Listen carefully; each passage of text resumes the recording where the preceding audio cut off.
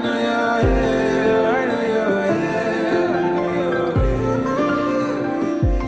I know you're here, I know you're here, I know you're here, I know you're here, I know you're here, I know you're here, I know you're here, I know you're with me. I love you, I love to love you, Jesus, I love you, I love to love you, Jesus, I love you, I love to love you, Jesus, I love you,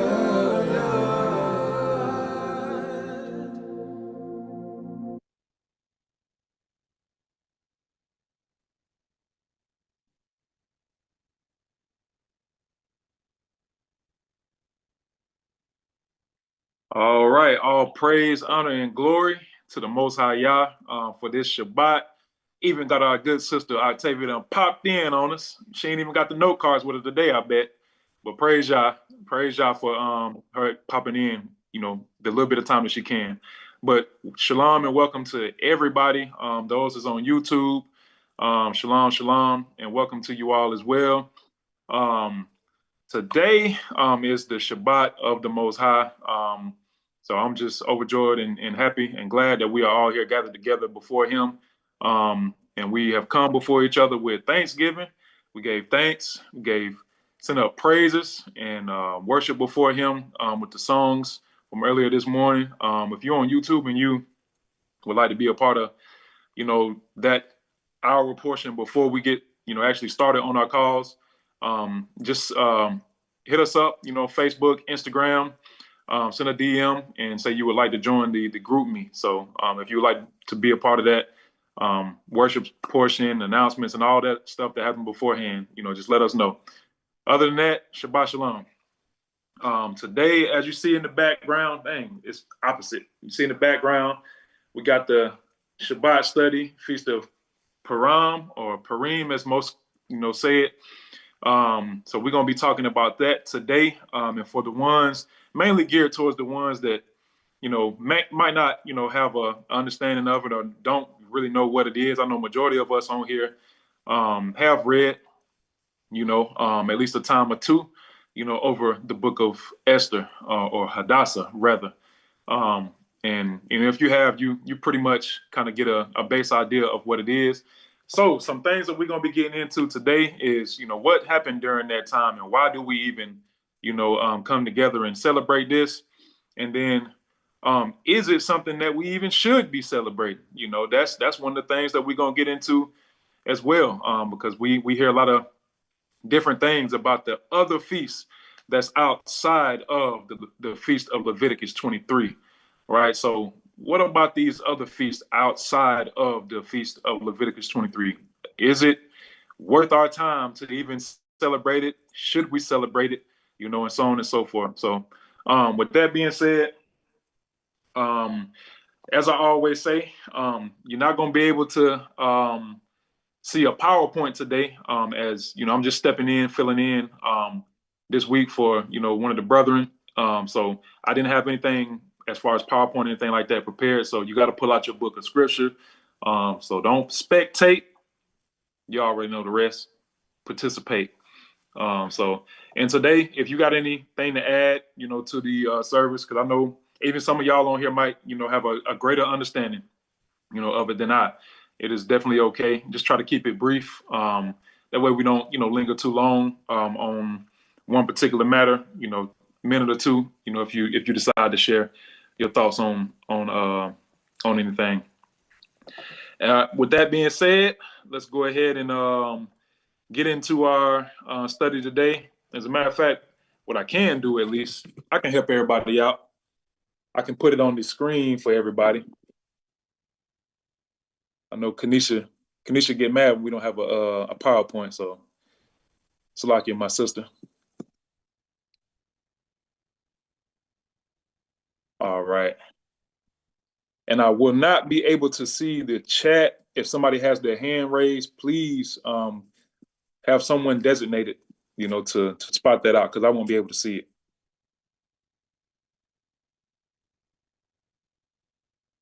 All right. So first thing we're gonna do today is we are going to, talk about, what is Purim? What does that word mean? Um, and basically, or Purim, rather, what does that word mean? And I'm not gonna do too much right there. I'm just gonna tell you that it means lot, like casting of lots. I'm pretty sure you've heard that mentioned in the scriptures, where they have casted lots and whatnot. But I had a particular scripture, Elder Matthew, if you want to go ahead and pull up Deuteronomy chapter 32, verse 9. Deuteronomy chapter 32, verse 9. And we're going to see why the Yahudim in this particular passage of story, or history rather, we're going to see why the Father done what he done. We're going to see why. And again, that's Deuteronomy 32, verse 9. Deuteronomy, can you hear me, brother? Yes, sir. Deuteronomy 13, verse 9. 32. 32, verse 9. Yeah.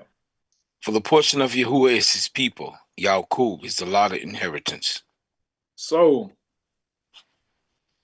we are the lot of his inheritance. We know that the Father is he's welcoming to all that wants to join in and follow him. But there is a portion, a lot that is dedicated unto the Most High, that he dedicated unto himself. If I remember correctly, it's over in the book of Second Esdras. He talks about that as well. I'm failing to remember the verbiage, so I won't even mention it, so I don't butcher it. But so just want to make that known right there, and now we'll have an understanding on why the Father is going to do what he's going to do throughout this passage and story. So I want to start over in Psalms chapter 83 and lay something out real quick. Let's go over to Psalms. Matter of fact, let's go to Psalms chapter 83. We'll go 1 through 8. I got you. Psalms 83, 1 through 8. Keep not thou silence, O Yahuwah. Hold not thou peace, and be not still, O Allure. For lo, thine enemies make a tumult, and they that hate thee have lifted up their head. They have taken crafty counsel against thy people, and consulted against thy hidden ones. They have said, Come, let us cut them off for being a nation, that the name of Yasha'al may be no more in remembrance. For they have consulted together with one consent. They are confederate against thee. The tabernacles of Edom and the Ishmaelites of Moab and the Hagarenes, Gebal and Ammon and Amalek and the Philistines with the inhabitants of Tyre. Asher also join in with them. They have hope in the children of Lot, Selah. Do unto them as unto the Midianites. You good? You good? Appreciate you. So we see right here that there's a crafty counsel against the people of Yah, right? The lot, the inheritance of Yah, right? Yasharal, rather. There's a counsel that has been bestowed against them from before then, but this passage is during the time of King David, right? And he listed out right here some of the people that was against them. And remember this one, the tabernacles of Edom. Remember that. Remember the tabernacle of Amalek. Remember that. I wanted to point those two out in specific as we get further into this particular historical story that we have right here in the Book of Esther. So just remember that there is a crafty counsel, and there is hidden ones behind closed doors that have consulted together to make sure that the true name and the true people of Yasharal be remembered no more, which is the reason why we still deal with this today. Now the Father is doing a thing in the earth right now and exposing, pulling up the skirts, as is written over in I think Nahum, pulling up the skirts of the nations and exposing their wickedness that's going on right now. We know that that's going on right now. He's exposing the ones in the so-called land of Yasharal, or land of Israel.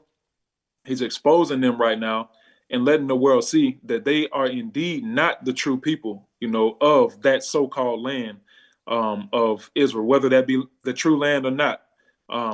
Wherever the true land is, whoever inhabits that land is, they are not, the people, and the Father is exposing that right now. So, and what's happening is the Father is now having people truly ponder, like, who are the people then, right?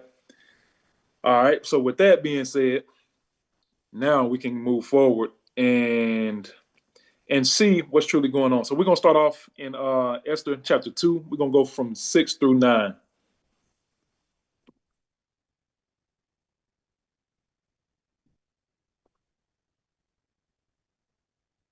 Esther chapter 2, verse 6 through 9. Elder. Therefore, who had been carried away from Yushalayim, and the captivity which had been carried away with Heconiah, king of Yehuda, from Nebuchadnezzar, the king of Babylon, had carried away. And he brought up Hadassah, that is Esther, his uncle's daughter, for she had neither father nor mother, and the maid was fair and beautiful, whom Mordecai, when her father and mother were dead, took her for his own daughter. So it came to pass that the king's commandment and his decree was heard, and when many maidens were gathered together unto Shushan the palace, to the custody of Haggai, that Esther was brought also unto the king's house, to the custody of Haggai, keeper of the women. And the maiden pleased him, and she obtained kindness of him, and he speedily gave her things of purification, with such things as belonged to her, and 7 maidens which were to meet, to be given to her out of the king's house, and he preferred her and her maids unto the best place of the house of the women. All praise. Appreciate you. There is a few things that we can unpack just in these particular verses, and we're not going to read all through every single chapter. We're just going to hit a couple verses and kind of just slow walk this thing for the ones that really don't have, an understanding of this. And so with this particular passage, we've seen a couple of things. First thing I want to touch on was this particular passage. It shows that she was already in position to be recognized. Why? Look who she was raised by. She was raised by, her uncle, which would be Mordecai, and he was a Yahudim. He was a Jew, right? So that means he already knew the ways of, the Most High. He was raised in that custom, and I'm sure he raised her, that way, as we'll see later on, in this particular book. And with that being said, down in verse 9, it says, the maiden pleased him, and she obtained kindness of him, and he speedily gave her things for purification. That means he didn't wait. He made haste. So he saw something special in her to where he moved quickly to be sure to raise her up, basically, which is letting me know she, like I said, she was already in that position, and what I'm seeing right there is not only the ladies, but us all, we have to be in position. We have to already be positioning ourselves to receive that blessing, from the Most High, to be raised up. We can't just, expect the Most High to do a thing and just raise us up, from whatever situation that we in. No, we got to be doing what he requires us to do right then, and like we have got to already been doing those things, so that when that time comes, he can raise us up. And more so specifically speaking to the ladies, the ladies that's seeking after a husband, the ladies that's, that are wives or whatever, you have to already be exemplifying submissiveness. And ladies, before y'all get on our heads, I already spoke on us both.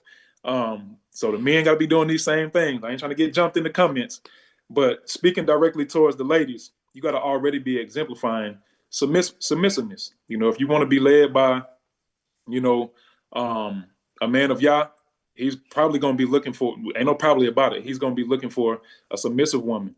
He's going to be looking for beauty. You are beautiful, outward, but more so inwardly. You got to already be working on that inward beauty and must be walking in the ways of Yah, already. So that's what I noticed about her in particular. So she was already prime and ready to do something great. And the king, he noticed that, right? He had already noticed it.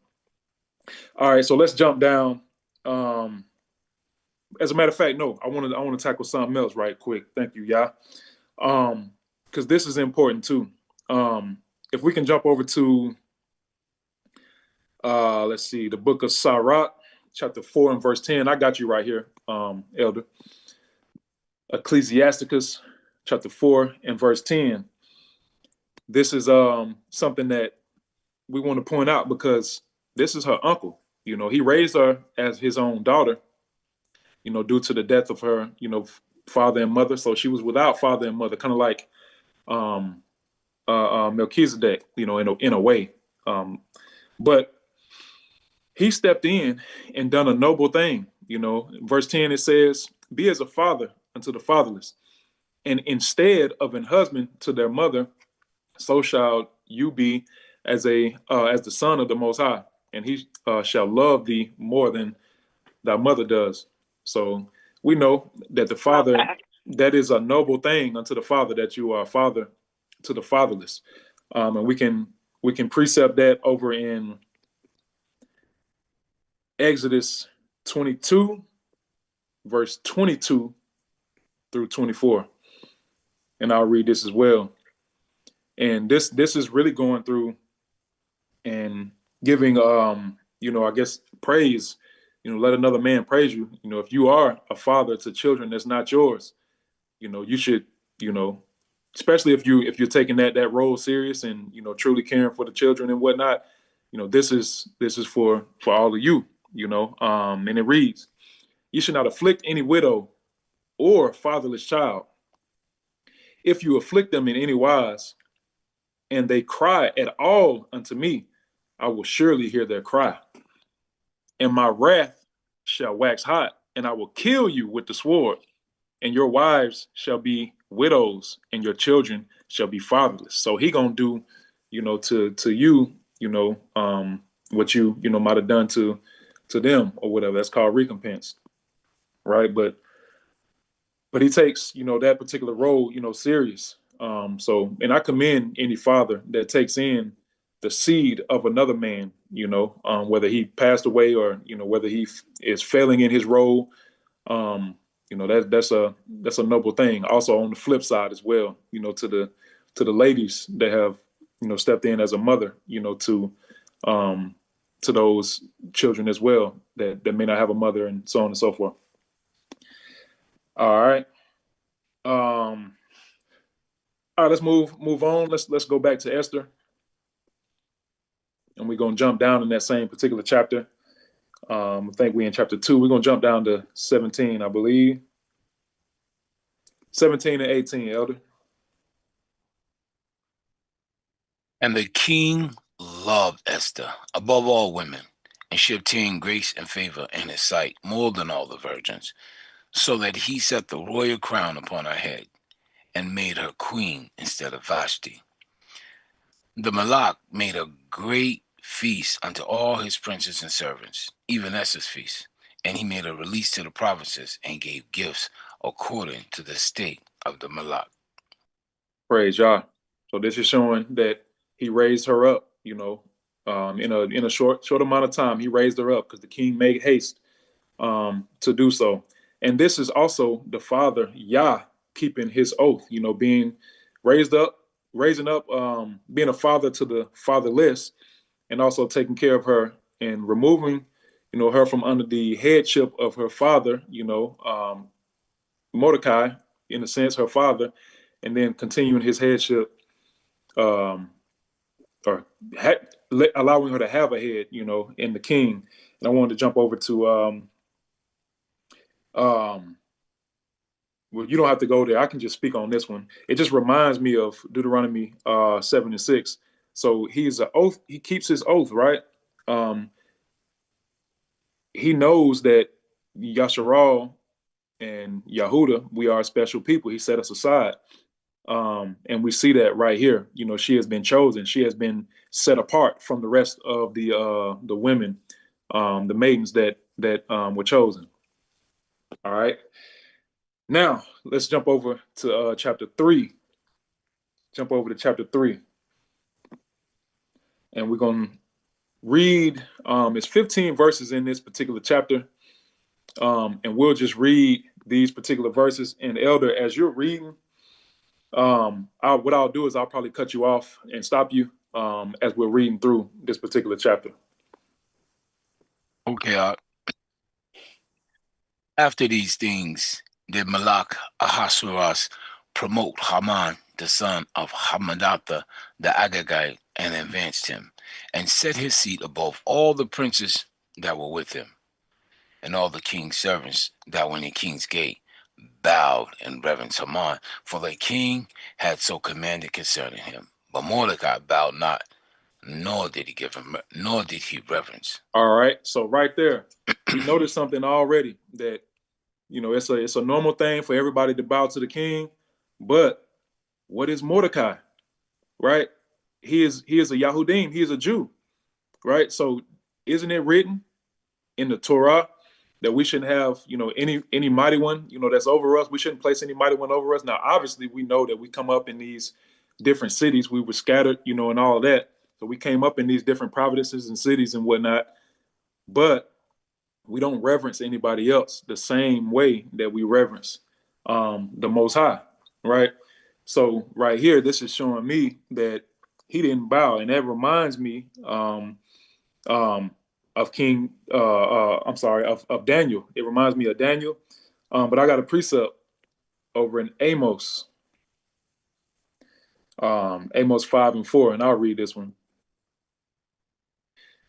It says, "For thus saith Yahuwah unto the house of Yasharal, seek me, and you shall live."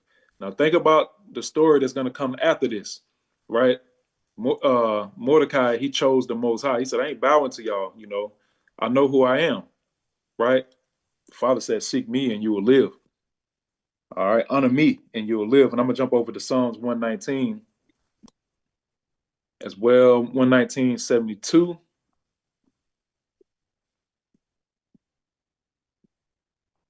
All right, and it says, "The Torah of my mouth is better unto me than thousands of gold and silver." So holding strong to the Torah, to the instructions of the Most High, is better than anything that you can get, any riches that the king could have gave him. You might go through tribulation because you choose the Most High, but the outcome is going to be 10 times better than what any earthly king, would have gave you. And that reminds me over in Ecclesiastes chapter 2. It says, hold strong, be patient while you're going through your tribulation, because he's going to raise you up in the latter end, so praise Yah for Mordecai, standing firm and standing strong, on the Most High. All right, you got it out.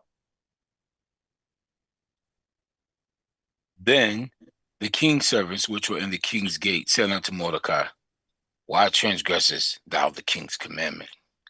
Now it came to pass, when they spake daily unto him, and he hearkened not unto them, that they told Haman to see whether Mordecai's matters would stand, for he had told them that he was a Yahudi. And when Haman saw that Mordecai bowed not, nor did give him reverence, then was Haman full of wrath. And he thought scorn to lay his hands on Mordecai alone, for they had showed him the people of Mordecai. Wherefore Haman sought to destroy all the Yahudim that were throughout the whole kingdom of Ahasuerus, even the people of Mordecai. All right, so right there, we see something as well. This is a thing that's a reoccurring thing that's going to happen. Remember, we got the crafty council. Somebody needs to mute their mic. Yes. Let's see who that is. Sister Stacy, your mic is on. Yeah, Stacy, if you can mute your mic. Appreciate you, sis.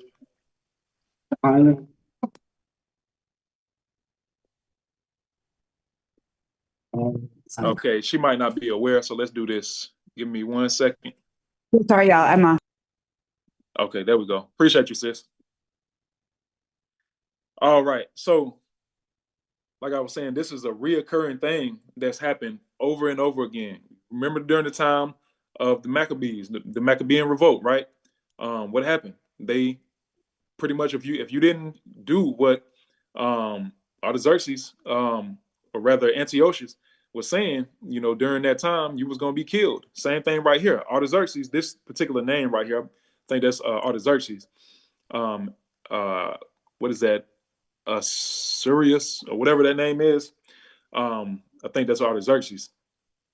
But the same exact thing. It's nothing different. What happened once is going to continue to happen again. But what did the Most High say?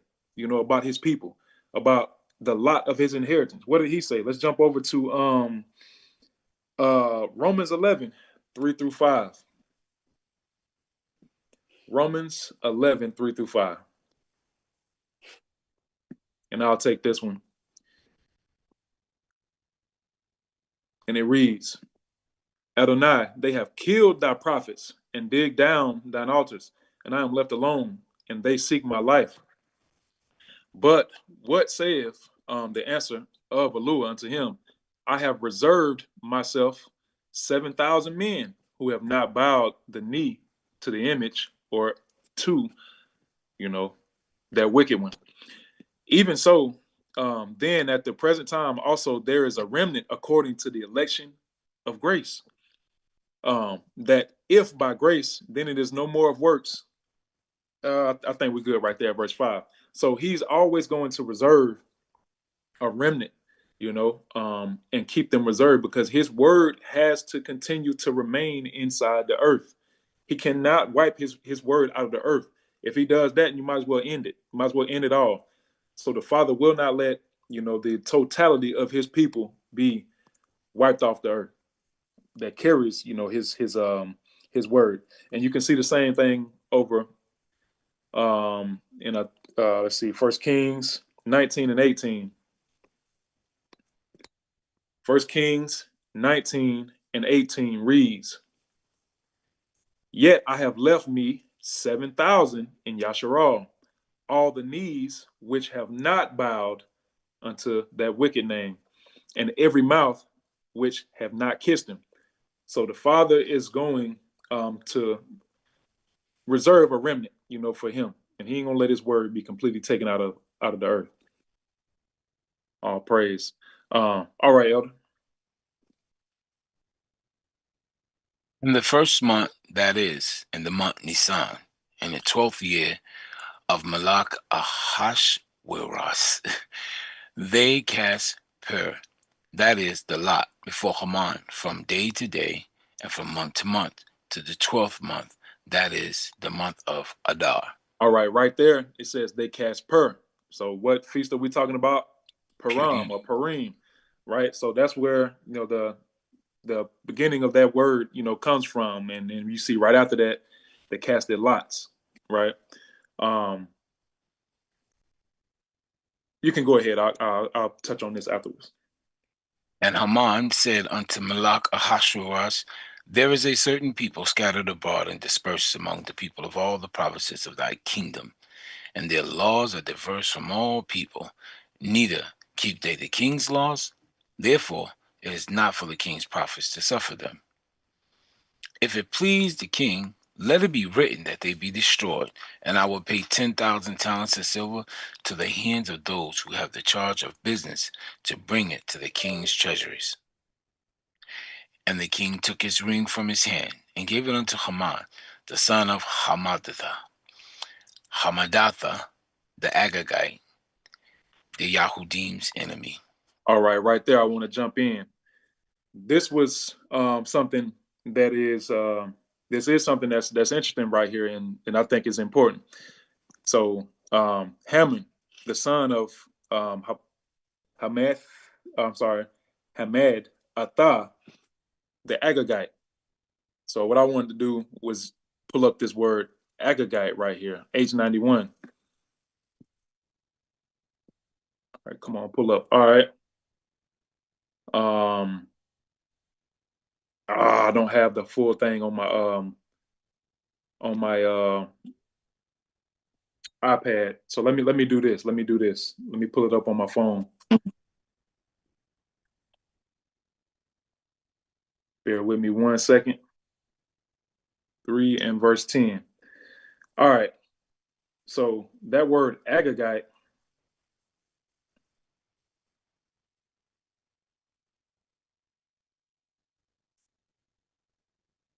Okay, so that's what I didn't do. The Agagite word, it comes from H90 is what I should have done. I just didn't do it. So my bad. And if you want to use this, this is the eSword. If you don't have this downloaded, you can download the eSword.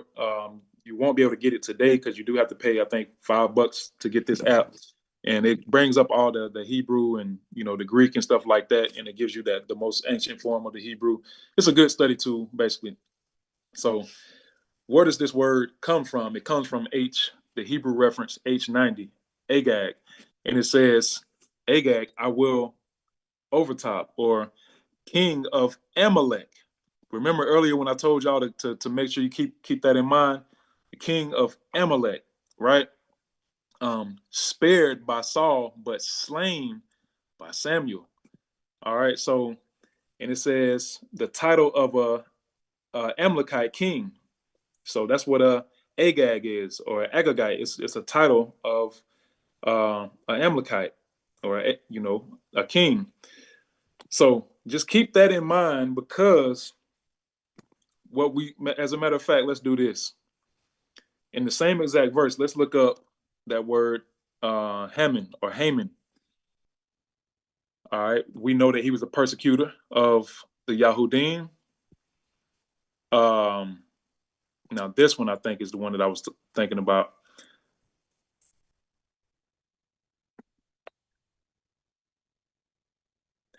Okay, so I don't have that one, but I'm gonna just speak it, for everybody. So Haman was a son of the Amalekites, right? He was a son of the Amalekites. And Amalek was also the grandson of who? So this is, very something that's good for, because if you don't know this, it'll paint the picture. You know the story of Esau and Jacob. So the Amalekites are the grandson of Esau, and you can see that over in Genesis chapter 36, verse 10 through 12, and we can go there real quick. All right, so this is going to give you a little bit of the lineage right here. Genesis 36:10, it says, these are the names of Esau's sons. I don't know why I chose to be the one to read these names, but I'm going to give it a go. Eliphaz, the son of Adah, the wife of Esau. Reuel, the son of Bashemath, the wife of Esau. And I'm going to just jump straight down to verse 12. And it says, and Timnah was the concubine to Eliphaz, Esau's son, and she bare to Eliphaz Amalek. These were the sons of Adah, Esau's wife. So Amalek was the grandson of Esau. Now that we know Haman or Haman, we know that he comes from that particular line. Now we can see why there is such, hatred, and to the point to where he wants to kill all the Yahudim, right? Now we can see, where it's truly stemming from. And we can see over in, I think let's go to Deuteronomy chapter 25 and jump over to verse 17. All right. And this reads, just talking about Amalek. Remember what Amalek did unto you, by the way, when ye were come forth out of the land of Mizraim, how he met thee by the way, and smote the hindmost parts of thee, or the hindmost of thee, even all that were feeble behind thee. So he was the old, the lame, all he didn't care who it was. They didn't care who it was. They was, doing what they had to do when it came to our people. When you was faint and weary, and he feared not Yahuwah or Alua. Therefore it shall be, when Yahuwah your Alua have given thee rest from all thine enemies round about in the land which Yahuwah your Alua giveth thee for an inheritance to possess it, that you shall blot out the remembrance of Amalek from under heaven. You shall not forget it. Right? So now we see why, when we jump forward during this time, we're going to jump over to 1 Samuel 15. Now we see, we're going to start at verse 8. Now we see that during this time, why there was so much beef with the Amalekites. All right. And it says, and he took Agag, the king, remember, it's a king of the Amalekites, the king of the Amalekites alive, and utterly destroyed all the people with the edge of the sword. Right. So the father's word has already went out, during the Torah, when they came out of Mizraim, because of what the Amalekites did unto the to Yasharal rather. Now the father is got anger, towards the Amalekites. All right, and then we see pretty much why there's so much hatred between the two. Now you get on down to the time of Haman, and you see the line in which he came from. You see that it was already beef, when we came out of Egypt, from them. And the father ain't gonna play about his people. All right. We may go through persecution for a time, but there's going to come a time where he is going to make an end, to the nations that have persecuted and have unalived and did horrible things to the babies and, the women and the old, and just the crafty counsel, of this wicked world against the Most High's people and all those that have cleaved on to the Most High's people as well. Right. So now we can jump back over to Esther chapter 3, and we can kind of see why, Haman is the way that he is because of who he comes from. You can't, a lot of people, I'm going to put it like this: without the word of the Most High revealing, himself to you and revealing his understanding of who you come from matters, because you will be raised into those thought processes, like even into your subconscious, like it's in there, like who you are, that matters. That's why the Most High deals with different nations of people. Like I said on Facebook the other day, the Most High don't really deal with color. Although we can look in the scriptures and see color, but he don't really deal with just color alone. That's not that ain't gonna do a whole lot. That's why he deals with nations. That's why he requires the nations to come and cleave onto Yasharal. And if you don't do so and you decide to persecute, now you got judgment, coming your way. And we're about to see that, as we move forward. But I just want to give a brief understanding on who Haman is and where he comes from. So he comes from the line of Esau. We know that hatred that Esau, had during Genesis. Him and Jacob, our forefather. And that's a thing that has came down throughout the generations, and still to this day with the crafty counsel that we're talking about during this time. All right. What verse were we at? Let's see. I think we can I start. think we at 11. Okay. 3:11. And the king said unto Haman, the silver is given to thee, the people also, to do with them as it seemeth good to thee. Then were the king's scribes called on the 13th day of the first month, and there was written according to all that Haman had commanded unto the king's lieutenants, and to the governors that were over every province, and the rulers of every people of every province according to the writing thereof, and to every people after their language, in the name of King Ahasuerus it was written, and sealed with the king's ring. All right, I want to say, remember that he wrote to all the providences. He wrote to everywhere what he was going to do to the Yahudim. So remember this. Remember that in particular. That's all I wanted to say. And the letters were sent by post into the king's provinces to destroy, to kill, and to cause to perish all Yahudim, both young and old, little children, women, in one day, even upon the 13th day of the 12th month, which is the month of Adar, and to take the spoil of them for a prey. The copy of the writing for commandment to be given in every province was published unto all the people, that they should be ready against that day. The post went out, being hastened by the king's commandment, and the decree was given. Can you scroll up, was given in Shushan, the palace, and the king and Haman sat down to drink. But the city of Shushan was perplexed. Praise Yah. Appreciate you.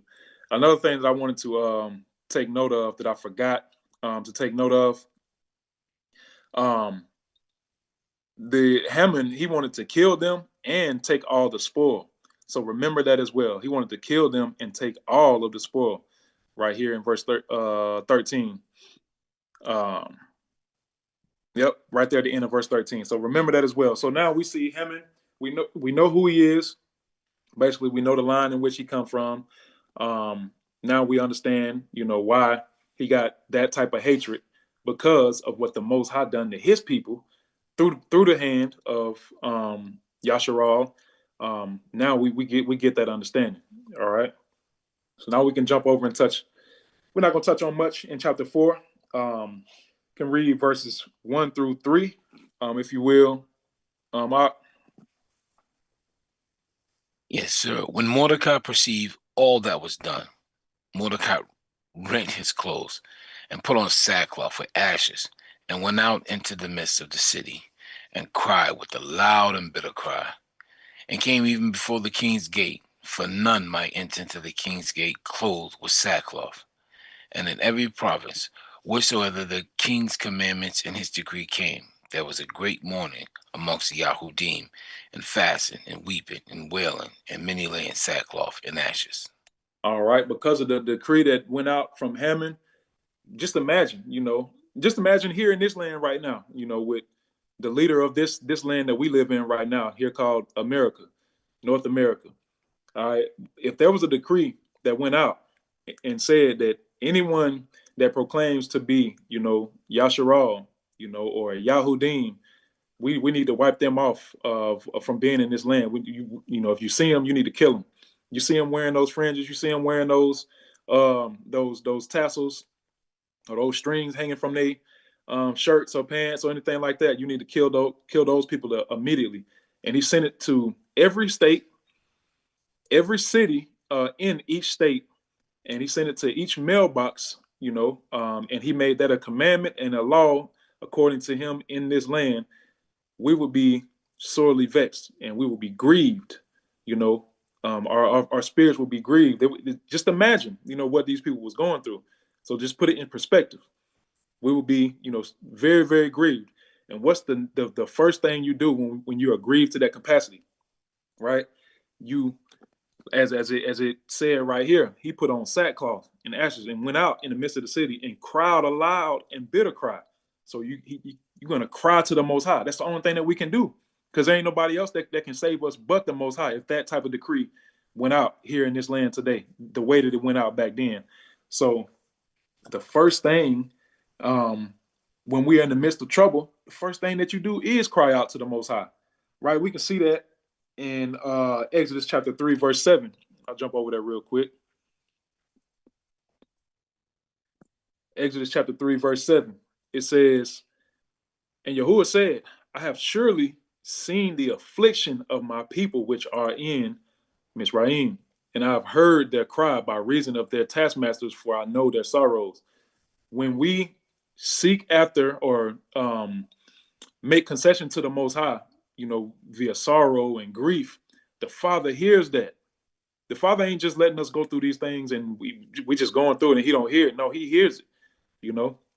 These people had the same cry. They was the taskmasters was doing all kind of stuff, to them and making them work, so hard and all kind of stuff. The same way our near recent ancestors, on the tobacco and slave fields and whatnot, they were singing those songs, singing out to the Most High. But guess what? Now we hear the Most High about to bring deliverance and about to bring vengeance to what was done, during that time, right? So he hears our cry. He hears our cry. And you can echo this with King David over in Psalms chapter 18. King David was very afflicted. A lot of people wanted his head. A lot of people wanted him out of here, because of who he was. I think I got the wrong precept right there. Let's see. See if I can find it in here.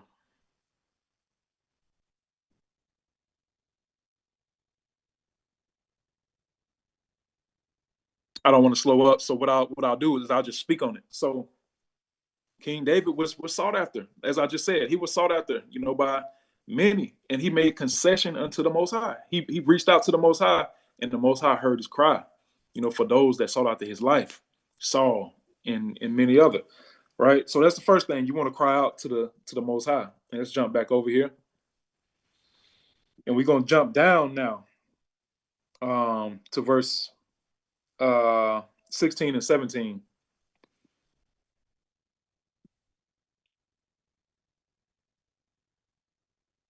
Go gather together all the Yahudim that are present in Shushan, and fast ye for me, and neither eat nor drink 3 days, day or night. I also and my maidens will fast likewise, and so will I go unto the king, which is not according to the law. And if I perish, I perish. So Mordecai went his way and did according to all that Hadassah had commanded him. Praise Yah. So now we see the next step. You need to fast. You crying out. You're grieved. Your ruach is grieved. You're hurting. You're afraid for your life. The Father heard that. He hears your ruach. He hears the groanings of his people. How can you get nearer unto him than that? By fasting, by afflicting your body during that time. Your body is already in a state to where it's probably not even worried about the normal things of life anymore. You're worried about your life at this point. So now let's push away from the table. Let's afflict our souls. I ain't talking about push away from the table and just be hungry. No, like when you push away from the table, it's deeper than that. It's about bringing yourself low before the Most High, so that you can come closer, to Him. Right, and we can see that. Let's jump back over in Psalms, see if I can get it right this time. Psalms 25 and 18. Let's see if I can get it right this time. All right. It says, look upon mine affliction and my pain and forgive all my sins. So that actually might have been the precept for the last one, actually. But nonetheless, when you are afflicting your soul and you already going through that sorrow, now you can, the Father is going to truly hear you for real now, because you're doing something that he didn't, that's not a commandment that you have to do that. But because you're doing that willingly and you're pushing away from that table willingly and bringing yourself low and just requesting his service, of you, he's going to hear that. And another precept over in Sirach or Ecclesiastes chapter 2, verse 11. It says, for the Adon or Adonai is full of compassion and mercy, long-suffering and very pitiful, and forgives sins and saves in the time of affliction. Right? So the Father, that is what he, is going to do. If you are, the main thing, obeying him, and if you are, truly seeking after him and making that request, he's going to hear that request of you. All right. So just wanted to point those things out. You're going through sorrow, the Father hears it. And then the next thing you do, you want to fast. We want to come near, to the Most High. We want to let the Most High know. We want to call him, in the time of our affliction. We don't want to just be going through the affliction and not doing nothing about it. Mordecai, he done something. He was sorrowful, but he didn't only just do that. He also, caused a call for a fast. They were all weeping and wailing. So it steps to it, right? So we're not really going to touch on too much else in chapter 4. You just have to read it for yourself. Want to pretty much get to the main point. So we're going to jump over to chapter 5, and I'll read. Let's see, verse. Let's do this. I don't want to get it mixed up. Chapter 5, verse 1.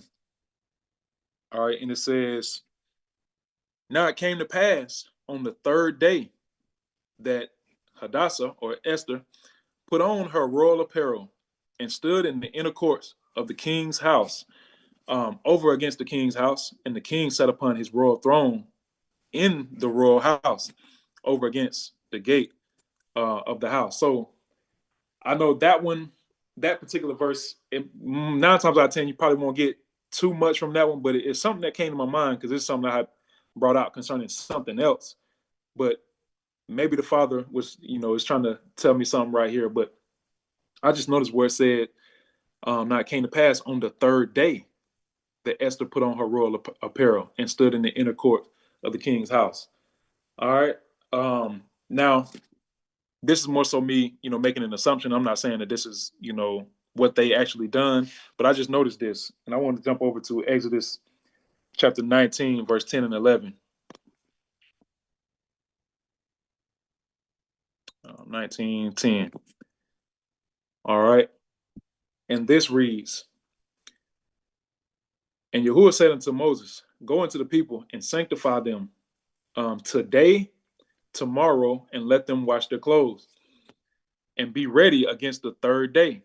For the third day, Yahuwah will come down in the sight of all the people upon Mount Sinai." So we see the Father told Moses to tell the people, "Go and sanctify yourselves, get clean.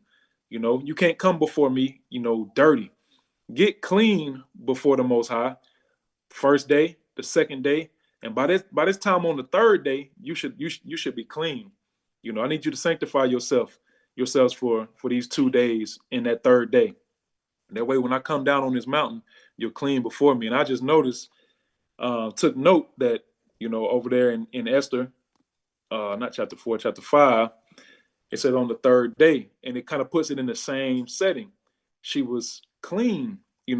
I'm pretty sure she had on her, like you said, her royal robe. She was looking, real nice, before the king.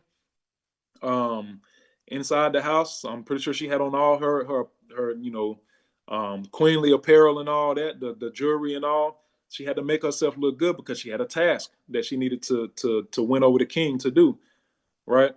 So I just noticed that right there. Just thought that was interesting, and we can jump down to verses 2 through 4, Elder. And it was so that when the king saw Esther, the queen, standing in the court, she obtained favor in his sight. And the king held out to Esther the golden scepter that was in his hand. So Esther drew near and touched the top of the scepter. Then said the king unto her, What wilt thou, Queen Esther? And what is thy request? It shall be given unto thee, up to half of my kingdom. And Esther answered, If it seem good unto the king, let the king and Haman come this day to the banquet that I have prepared for him. So now we see why she had to, get herself put together and make herself look real nice. This is a key, for our wives. You want to catch your husband's attention and kind of sway, his thoughts or whatever concerning the situation. You might have to put on a little something. Might have to, instead of your everyday, attire, you might have to, come stepping in the house one day, get, do something to the hair and put on a little something that might catch his eye, and I'm just being real, that is a way that you can speak to your husband, without even saying a word, because let's just be real. Men, put in the chat, if we are visual creatures, put a 1 in the chat. Let's be real. Let's keep it real on here. I got one man that agreed with me, okay, all praise. Got 2, got 3. All right, we are visual creatures, we like what we see. And you see that she understood that, and she did what she needed to do to catch the attention of the king, because she had a plan, in her heart that she needed to execute, right? because she also, not only Haman, I know we was talking, not Haman, but Mordecai. I know we've been talking about Mordecai and Haman, but she understood the mission as well. This is her people as well as it is um, Mordecai. So she understood what was about to happen to her people. They was about to get wiped off, the face of that region of where they were. Right? She did not want that, not for herself and not for her people. So she had to do something about it. So now we're gonna jump over a couple of chapters. Like I said, you have to read these chapters yourself, at home. And we're nearing the wrap up of this actually. But go through. Can I throw something in there? Yeah, yes, sir. If you got hands up, please somebody let me know because I can't. I'm not able to see it. I know you good. I was just you saying that made me think about second interest, and it's in part of second interest that talks about what's the most my bad what's the most powerful thing that can pretty much sway the king. Uh, and the last it was like money. It was something else, and then it was the woman. And I'm gonna try to find it and then put it in the chat. But to sum it up, it was just basically saying the queen or the woman, like, she can sway the king's heart, or better yet, in our turn, since we're the king of our household, uh, our queens can sway our heart, depending on different things. So, praise God. Praise y'all. You're absolutely right, and it pays to be a righteous queen of your household. What if you have a husband and you're doing these things not for selfish, gain, and not for selfish, intent. Because remember, Queen Esther, she was doing this on behalf of herself, but not only herself, but for her people, right? So whatever I know I was joking a little bit earlier about putting on a little something nice. That's real though. That's men and we are visual creatures. But when you're doing that, just try to make sure it's for the betterment, of the house or for the betterment of your husband and y'all's union, and not more so just for a selfish gain, because that wasn't what she did that for. Praise y'all, appreciate you. All right, we ain't gonna stay in this particular chapter too long. Just want to touch on a few verses. So if you can read verse 1 through 6. All right. So the king and Haman came to the banquet with Esther the queen. And the king said again unto Esther on the second day of the banquet of wine, What is thy petition, Queen Esther? And it shall be granted thee. And what is thy request? It shall be performed, even to half of the kingdom. Then Esther the queen answered and said, If I have found favor in thy sight, O king, and if it please the king, let my life be given me, and my petition, and my people, and my request. For we are sold, I and my people, to be destroyed, to be slain, and to perish. But if we had been for a bondman or bondwoman, I had held my tongue, although the enemy cannot contravail the king's damage. Then King Ahasuerus answered and said unto Esther the queen, Who is he, and where is he, that durst presume in his heart to do so? And Esther said, The adversary enemy is the wicked Haman. Then Haman was afraid before the king and the queen. Man, so we see right here, we see why she had to put on something nice and do what she needed to do, because she needed to catch the mind of the king, right? And I'm pretty sure she was speaking, soft words. I'm kind of on, the ladies a little bit today, but when it's our turn, we be taking it. So it's, we're on the ladies a little bit today because we got a good example from the queen.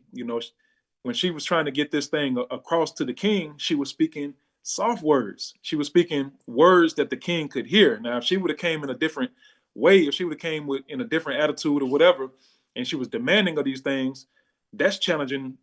That's challenging him. Now his mind is focused on respect. And that's one of the things that the father commanded our wives to do is respect. Us husbands. Right? So what's another way that we can get across the same thing as women? That is, you can get the same thing across, but in a different way, because we're going to receive it in a different way by looking nice and by speaking, those soft words. That's truly, how you can reach the mind of your king or your Ish is husband. All right, and we see right here that she made that petition in verse 2. And that's what he said. He said, and it shall be granted thee. He said, whatever you request is going to be granted. And he said, even to half the kingdom. So he willing to, let her, take over half the kingdom, if she so request of that. Right. So he already locked in. He done seen something nice. He done seen that hair looking good. He done seen, the dress that she got on. She got on her rings and all that. So she's stepping, and then she done came with soft words as well.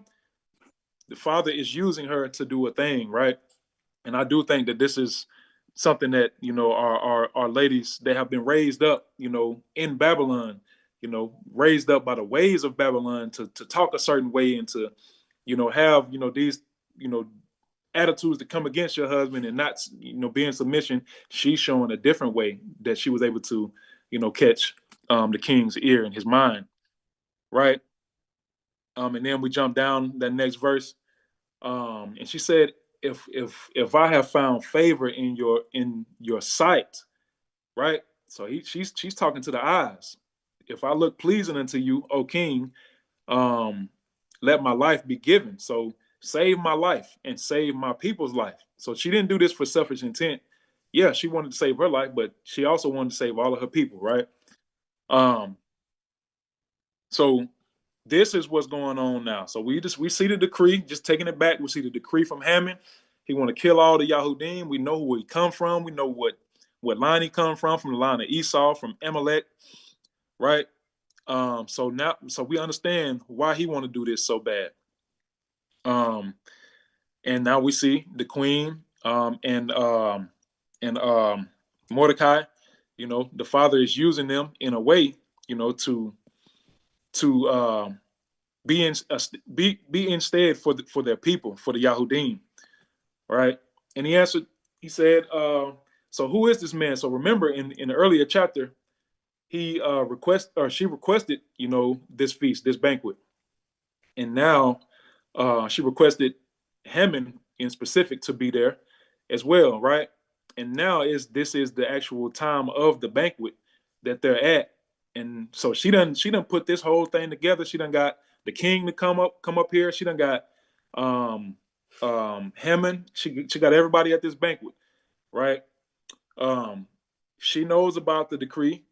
She knows that Haman, and that's one thing that I failed to mention on Haman, came near to the king and basically said to the king, like, hey, he's the one that had to give the authority for Haman to spread this out to all the different provinces and cities and all that, to make it known that we're gonna kill the Yahudim, we're gonna kill the Jews, right? He got the king's approval to do that. The king gave him a ring to put on his hand, right? And the king stamped it.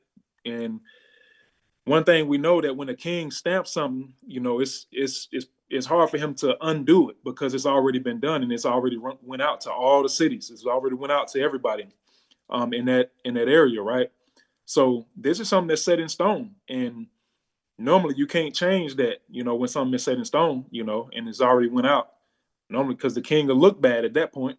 Oh, like, you gonna let your wife tell you what to do? The people might turn and revolt, on them, right? But the favor of Yah, but the favor of Yah. So she set this whole thing up.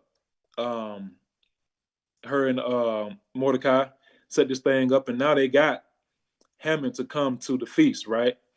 And then he said, "Who is he that you're talking about?" Well, like, where is he at? Because in his mind, ain't no way that he can imagine it being his right hand man, not Haman. Ain't no way that he can imagine it being him. And to his surprise, she called that man the adversary. Call that man an enemy. Call that man a wicked man, Haman. And then it says that he was very afraid, because now the queen has spoken. She done won the king's heart. She done won his eyes, and she won his mind. She got all three. So she got the king, wrapped around her finger. And he done already made verbal consent to whatever she asked, right? He already told her, whatever you ask, I'm gonna do. And now, she about to send it out, to him, what she wanted to be done. So let's jump down to verse 10. We're just gonna get straight to the point. It says, so they hanged Haman on the gallows that he had prepared for Mordecai, right? He had all this stuff set up for Mordecai, but not realizing who he was dealing with. Remember, we said the father ain't gonna let all of his people get wiped out, right? He gonna reserve a remnant. But in this particular case, he completely flipped the whole thing, on Haman. It said, then the king's heart, then the king's wrath was pacified. All right. And we can see this. This made me remember, thank you, Yah. This made me remember a certain passage over in Joel chapter 3. And we're talking about recompense right here. What you done to somebody else is going to be paid back to you, right? It made me remember this particular passage. Let's start at verse 2. And I'm gonna read down to verse 8. Joel chapter 3, starting at the second verse. It says, I will also gather all nations and bring them down to the valley of Jehoshaphat. So this is down in the valley. This time has not come yet. And I will plead with them there for my people, for my heritage. Remember, we are the lot, of his inheritance. For my heritage, Yasharal, whom they have scattered amongst the nations and parted my land. All right. Verse 3, and they have cast lots. They have cast lots for my people. They sold my people. They betting. They basically playing with my people, selling them for this and for that, and have given a boy for an harlot and sold a girl for wine that they might drink. Remember the crafty counsel that we talked about. Remember some of the names that was mentioned in that crafty counsel. It's over in Book of Psalms, 83. All right, verse 4 says, yeah, what have ye to do with me, O Tyre or Tyre and Zidon? Tyre was mentioned over in that crafty counsel. If you go back to Psalms 83 and read who was a part of that that council that was against the Yahudim or against Yasharal as a whole, and to try to make them be wiped off the face of the earth and make their name be in no more remembrance in the earth, Tyre was a part of that, right? And all the coast of Palestine. Remember, when you go back and read those names that was listed in Psalms 83, a part of that council against Yasharal, a lot of those, I guess you say, host of Palestine, was listed there. He said, will ye render me recompense? And if ye render me recompense, swiftly and speedily will I return your recompense upon your own head. Haman or Haman, you thought it was going to be for Mordecai, but the father turned that thing around, and you was the one that got hung up, on whatever it was that they hung you with. All right, that's recompense. What you thought was going to be for, against my people, I'm going to turn that thing and put it right back on your own head. Why? Because you have taken my silver and my gold and have carried into your temples my goodly and pleasant things. They had the children of the Most High. They had the Yahudim, right? That's a precious thing. Remember, he said, we are the lot of his inheritance. We are a chosen nation, Deuteronomy chapter 7, above all nations that are upon the face of the earth. So they had a precious thing. They took them captive, right? So the Most High, he ain't playing about that. He said, the children of Yahudah and the children of Jerusalem have ye sold unto the Grecians. So this is not the same time, but nonetheless, these are things that did happen. So, but we can still see the connection with the Book of Esther, though, when reading this, that ye might remove them far from their border. Behold, I will raise them out of the place where ye have sold them, and I will return your recompense upon your own head. And I will sell your sons and your daughters into the hands of the children of Yahudah, and they shall sell them to the Sabians or Sabeans, to a people far off. for Yahuwah have spoken it. So same thing that we was dealing with over here in chapter 7, verse 10. You know, what he thought that he was going to do to Mordecai, the father flipped that thing, and it was recompense upon his own head. So he was the one that got hung up in front of the people instead. Praise Yah. That thing backfired on you, my boy. All right, so let's jump over to chapter 8. Touch a couple verses over here. I'm not going to hang in here too long either. All right. Verse 2. Verse 2, Elder. And the king took off his ring, which he had taken from Haman, and gave it unto Mordecai. And Esther set Mordecai over the house of Haman. So the king took his ring off. Haman, you know, he up there hanging. So he's like, you don't need it no more. Let me take this off of your hand and let me give it over to Mordecai. Let me raise him up. You was in this place. You was in a high place, right? But you wanted to kill my children. You wanted to smite my children. Nah, I'm a just Yah, and I'm gonna pay back recompense. So let me take that and let me put this on the hand of one of my sons, of one of my Yahudim, right? So praise Yah that the Father did not let that happen. And you and your just put this, when we reading this thing, put it in your perspective. The enemy is reigning forth as Haman in our lives right now. The enemy wants to kill us right now in our lives, right? We see it literally with all the stuff that they spraying in the sky, all the stuff that they putting in the meat, like chemicals and all that, mixing human meat and all kind of stuff. Excuse me. In we on YouTube, so allegedly mixing, human, stuff inside of our food supply, and so on and so forth. Putting all kind of sicknesses out here. So the adversary, the enemy, is yet being a Haman in our lives, trying to kill us.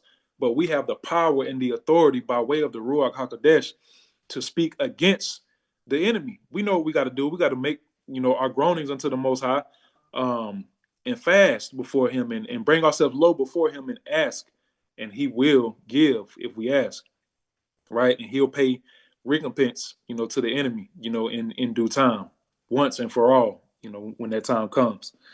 All right, so that's pretty much what we're gonna do in chapter 7. So let's jump over to chapter 8. Oh, I'm already in chapter 8. My bad.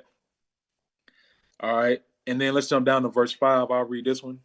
And said, if it pleases the king, and if I have found favor in his sight, and the thing seem right before the king, and I be pleasing in his eyes, let it be written to reverse the letters devised by Haman, the son of Hamed Athah, the Agagite. So we know who he is and where he come from, which he wrote to destroy the Yahudim, which are in all the king's provinces.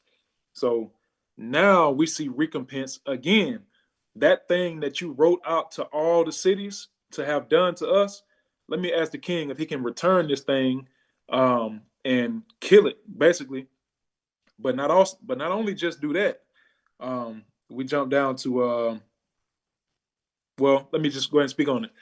Not only just kill it, let's turn that recompense and put it on their heads. If they rise up against us, give us the power, give us the authority to now defend ourselves, right?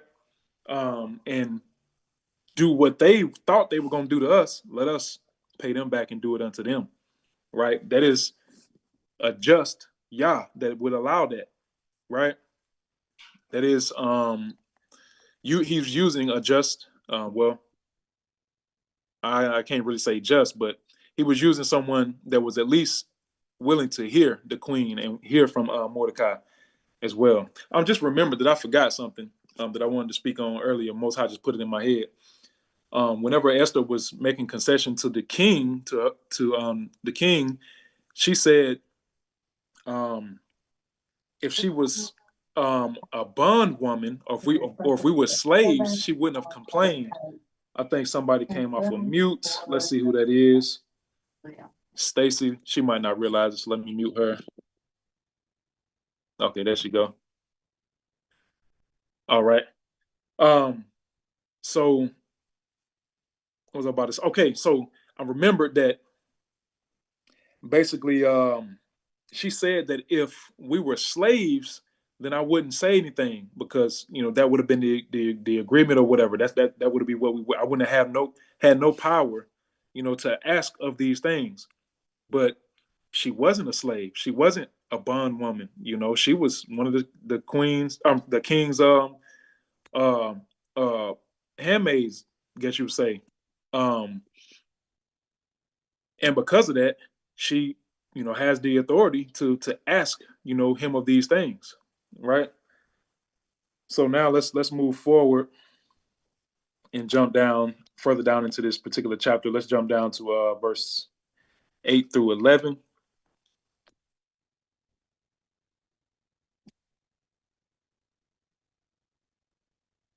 And you got it.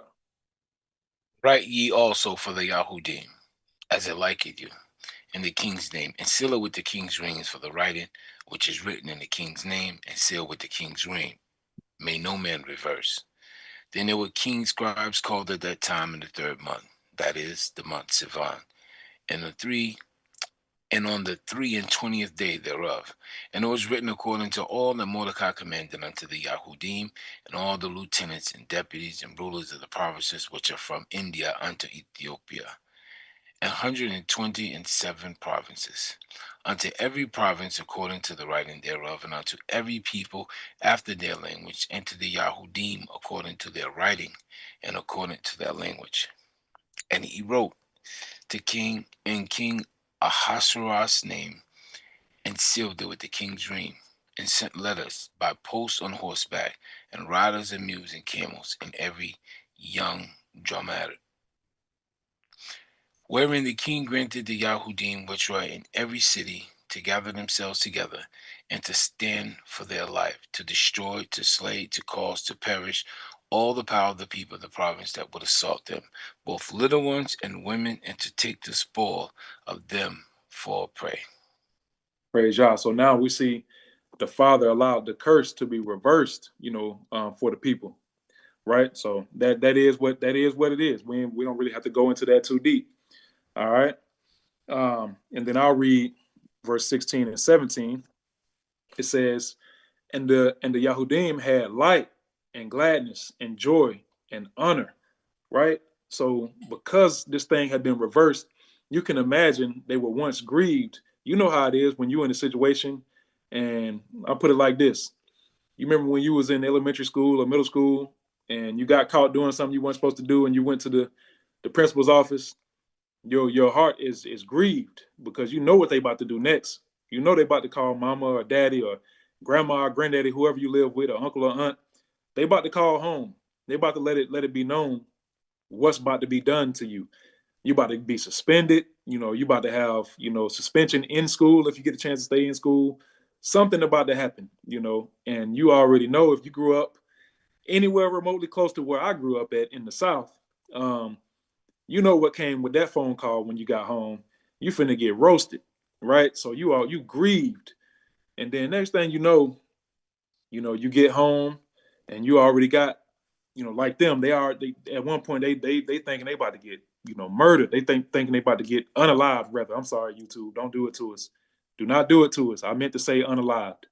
But you thinking you about to get unalived, and same thing when you get home, you thinking you about to get roasted when you get home.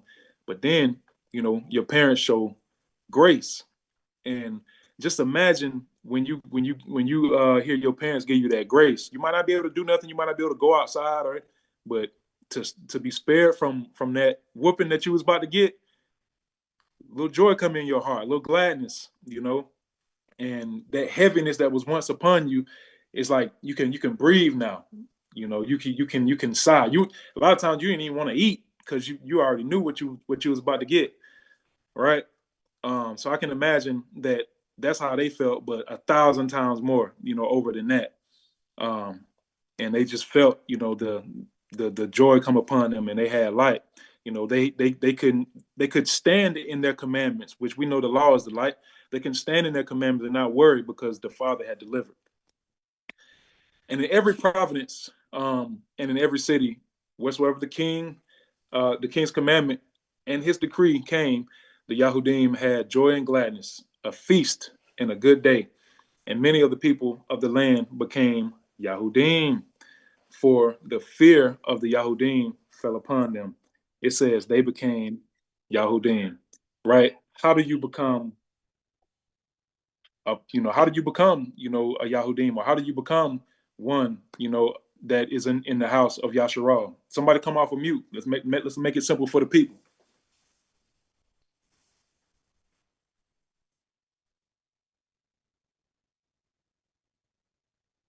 Adhere to their ways. All praise.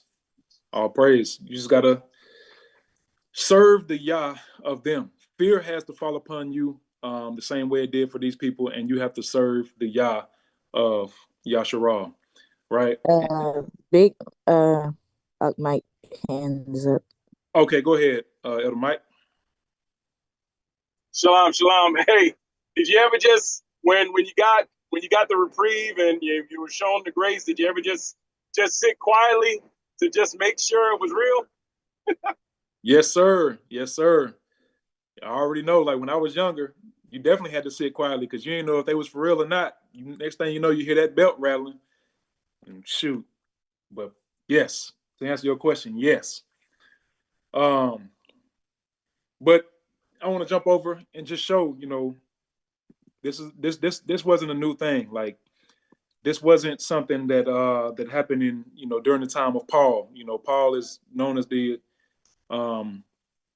apostle of the Gentiles, right? And we jump over there when we want to, validate, or when the Christians want to validate certain things. But this is not a new thing. This was a prophecy. This is something that is still happening yet to this day, but it was prophesied back then. Jump over to 8, verse 22, I think it is. No, 23. It says, "Thus saith Yahuwah of hosts," or Yahuwah Sabaoth, "in those days," when it's that little light gray right there. Sometimes I don't read that because they put that in there, so I'm gonna skip over that. "In those days, that 10 men shall take hold out of all languages of the nations, even take hold of the skirt of him that is a Yahudim, saying, we will go with you, for we have heard Alua with you." Right? So they have heard about it. And the same thing happened over there during the time of Esther. We see that they seen it firsthand. The same way we had the sojourners coming out of the mixed multitude coming out of Mizraim. Same thing right here. They seen what happened. The same way they seen it back in Egypt. They seen all the plagues. They fell down. They didn't want no parts of that. And then they seen how the favor turned, during this time in the favor of the Yahudim. And they seen that favor, and they wanted to be a part of that as well. And that's what we all must do. If you are, of another nation, you must do the same thing. So praise Yah for that. All right. And this is the last chapter that we're going to deal with today. We're going to jump over to chapter 9. If you can read 1 through 5, and then we'll touch on a couple more verses in this particular chapter, and then we'll wrap this thing up and get on up out of here. Now, in the 12th month, that is the month of Adar, on the 13th day of the same, when the king's commandment and his decree drew near to be put in execution, and that day that the enemies of the Yahudim hoped to have power over them, though it was turned to the contrary, that the Yahudim had ruled over them that hated them. All right, I wanted to say this right here. The 12th month, the month of Adar, we are in that month right now. We're actually on the 15th day of the 12th month. You find your months by, your new moons, and this is the 12th moon or 12th new moon, and we are in the 15th day of that new moon currently. So that is the reason why the next new moon that we have, we know that we will be, in the beginning of the year. There's a little sidebar I wanted to put that right there, and when that time comes, we will be in the month of Abib, and we'll be in feast season, once again. So praise Yah. And the Yahudim gathered themselves together in their cities throughout all the provinces of the king Ahasuerus, excuse me, till a hand on such as sought their hurt, and no man could withstand them, for the fear of them fell upon all people.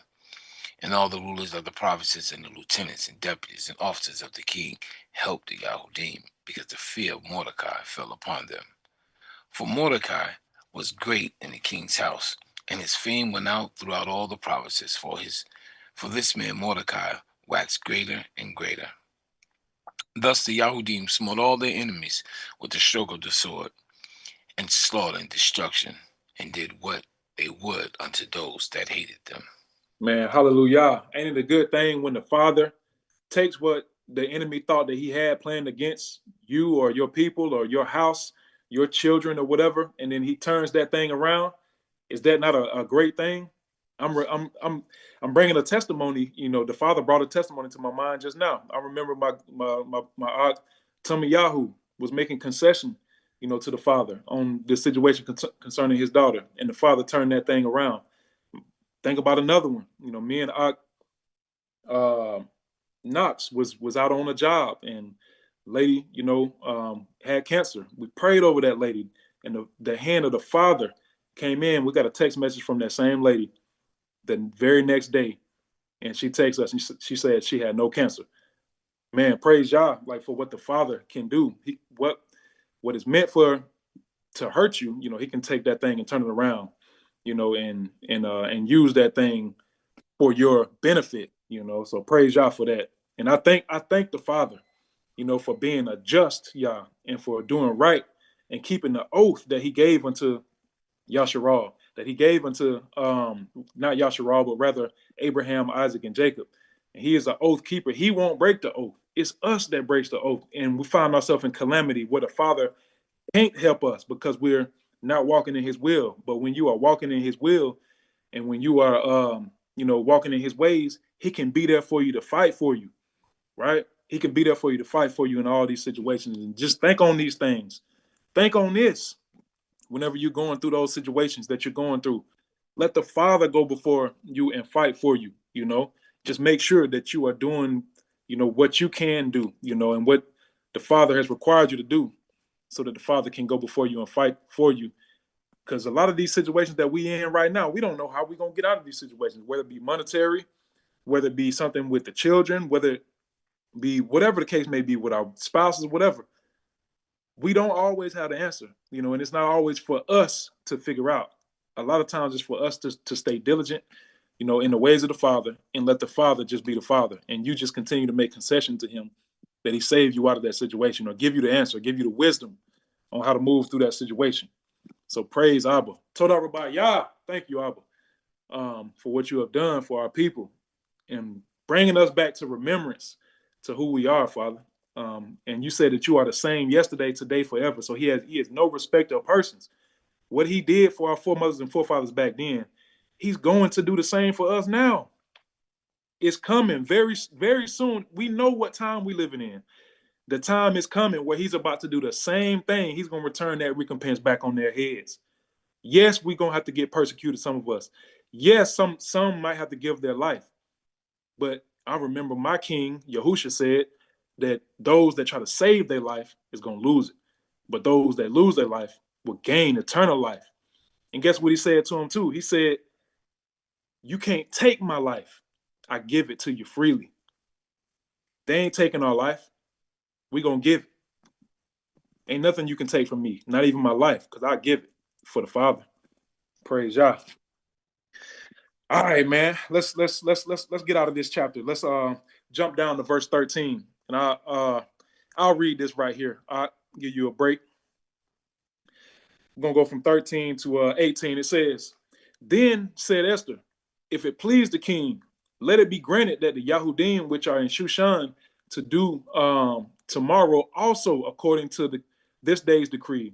Let Haman's 10 sons be hanged upon the gallows. So he said, all right, we had a chance to, you know, slay all the ones that came against us, but let us do this same thing tomorrow if it be okay with you, right? But not only that, I want the sons of Haman to be done away with, right?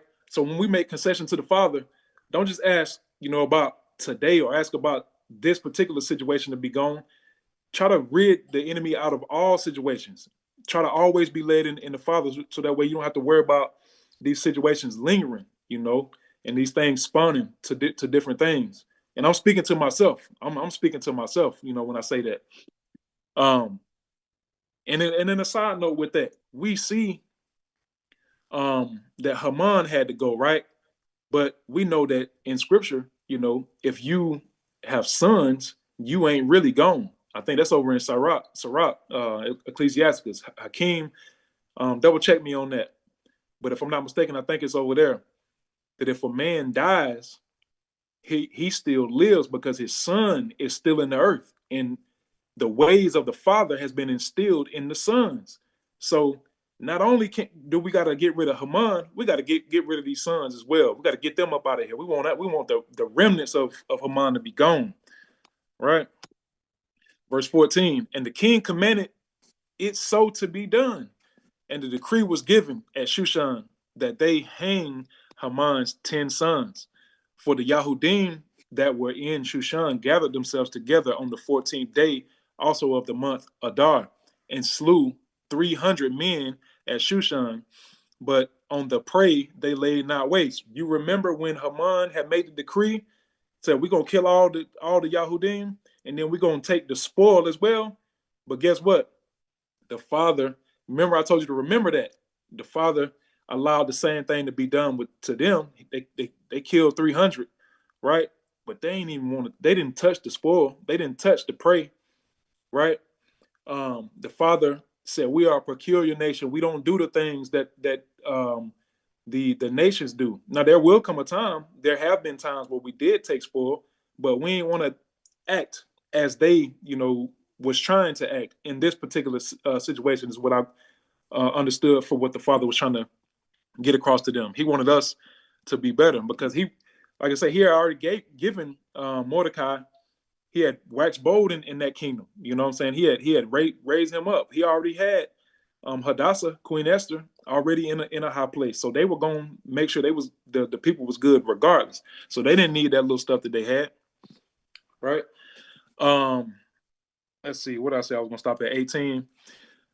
But the other Yahudim that were in the king's provinces gathered themselves together and stood for their lives and had rest from their enemies and slew of their foes 75,000.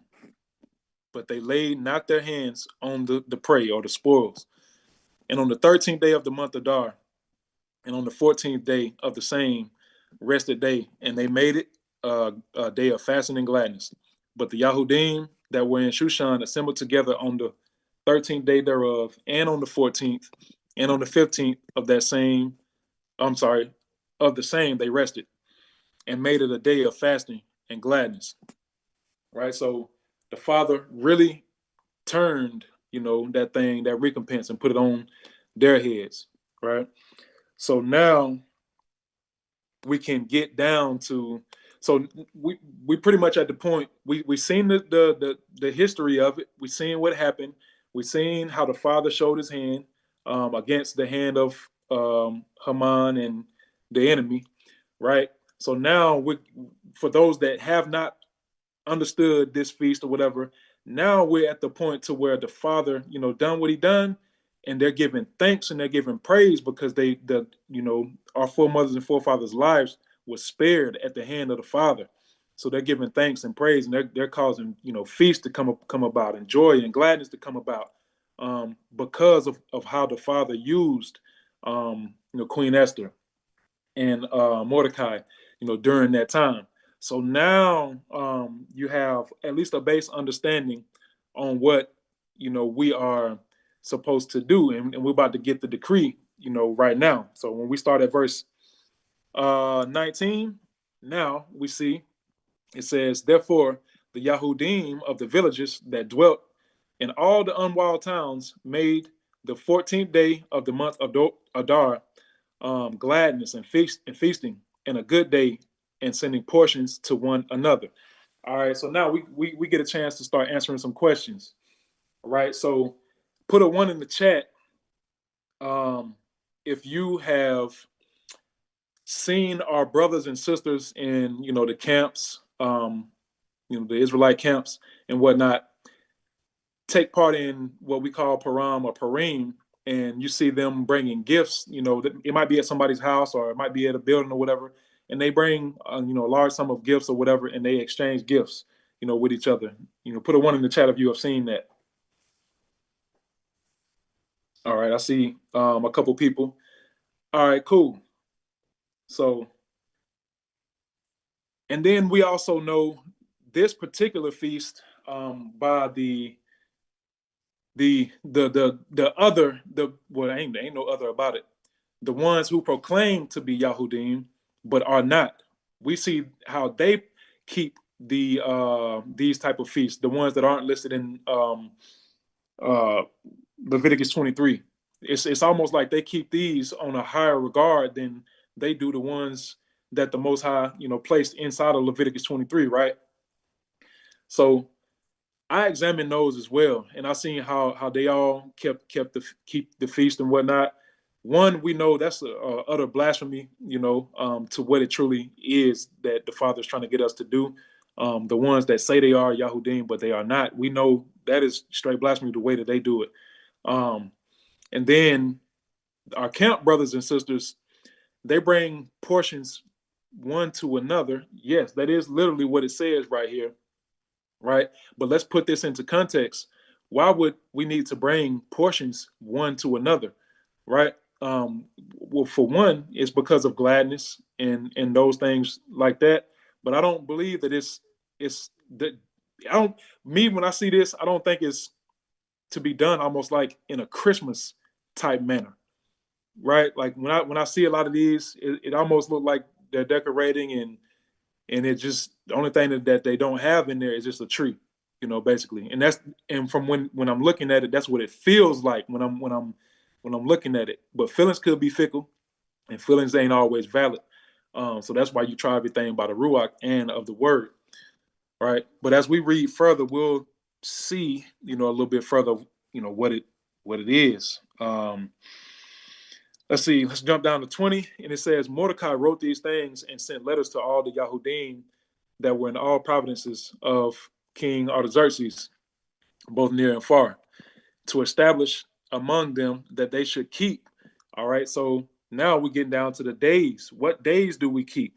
It says we're gonna keep the 14th day of the month Adar, which was yesterday. You got to get to the 12th moon or the 12th new moon, right, to establish your month. So once you get to that 12th month, now you can get to that 14th day, right? And the 14th day of that of the same yearly. So we're gonna do this yearly. So, all right, 14th and 15th day yearly. I'm sorry, I read that wrong. So the 14th and 15th day yearly. It says, as the days wherein the Yahudim rested from their enemies, and the month which was turned unto them from joy, from sorrow to joy, and from mourning unto a good day, that they should make them days of feasting and joy, and sending portions one to another and gifts to the poor. All right. So is it wrong to send portions one to another?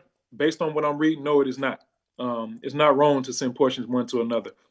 I just think in the spirit or the ruach in which you are doing it, it would not cause you to more so just give an abundance to your brother or sister when we do indeed have poor out there. Is it okay to give a gift? Absolutely, it's okay to give a gift. But it shouldn't feel like we're doing Christmas without a tree. Basically, it shouldn't feel like that. It's okay to bless your brother and sister, with joy and gladness, and you admire your brother or sister, and you just want to give just give a blessing unto them. Like, that's okay. But the main thing is we don't want to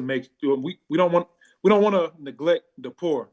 When we're doing this feast, if you decide to come together, or if you just doing it just inside your own home, the main thing is not to neglect, doing these things for the poor. is what we want to focus on, because we know that Hamashiach did say, to many, or he's going to say to many, when I was hungry, you didn't feed me. When I didn't have no clothes, you didn't give me no clothes. When I was bound up in prison, you didn't come visit me. And that's one thing I'm placing on myself. I want to go see my family that's bound up, in prison. I need to go fulfill that portion of the Besorah, even more myself. You know, those are the things. So the poor. So if you have that abundance, as you see in the group all the time, we don't ask for no tithes and offerings and stuff like that. But whenever someone reaches out to us and in need, we simply just place it inside the group. We all send alms, of joy and gladness unto them. If we're able to. So that's one of the things that I wanted to harp on, is making sure, because you got to think about it. The Most High, what should have been done to them was done to the enemy. So we're joyful because of that. And because of that joy that we now have, what we should have had for ourselves, we can now go freely give to somebody else, basically, especially the poor, is the point that I'm trying to make. All right, so let's jump down to 26. All right, and then we pretty much wrap it up after the next verse. After that, it says 26 through 28. It says, wherefore they call these days Purim or Purim, after the name Pur, lots. Therefore all the words of this letter, and which they had seen concerning this matter, which had come unto them, the Yahudim ordained, and took upon them, and upon their seed, and upon all such as joined themselves to them. So all the sojourners, the strangers, all together, in one consent. So as it should not fail, that they would keep these 2 days according to their writing and according to their time every year. Verse 28. And these days should be remembered and kept throughout every generation, every family, every province. I've been saying that word wrong this whole time, and y'all ain't told me. I've been saying providence, but every province and every city, that these days of Purim should not fail from among the Yahudim, nor the memorial of them perish from their seed. So I want to pause right there. So there's been a question by many, actually. Should we be keeping any feast outside of the feast of Leviticus 23, such as Passover, unleavened bread, first fruits, Pentecost, trumpets, atonement, and tabernacles? Should we be keeping any feast outside of that?